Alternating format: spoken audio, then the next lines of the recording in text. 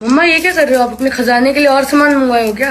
हाँ जी बेटा, ये ना 1 ग्राम गोल्ड का भी मुझे ये पार्सल रिसीव हुआ, तो मैं देख रही थी और बस पहन भी ली। ये मैंने ये कड़ा देखो, ये कड़ा मैंने मंगवाया है, बहुत सुंदर है, बहुत बिल्कुल अच्छा लग गोल्ड रहा है। जैसा दिख रहा है ना। हाँ। ये और सबसे प्यारी ना ये नथनी मुझे रिसीव हुई है, ये नोज रिंग, जो कि बहुत ही प्यारी है। इसकी मैं अलग से वीडियो बनाऊंगी। ये बहुत ही प्यारा है। ये रिंग भी मुझे अभी रिसीव हुआ है, ये देख सकते हैं। ये मंगलसूत्र और इसके साथ ये इयररिंग्स कॉम्बो में सुई धागे वाली आप ले सकते हैं। ये कॉम्बो में है, ये मैंने अलग अलग से मंगवाए हैं दोनों दो कड़े।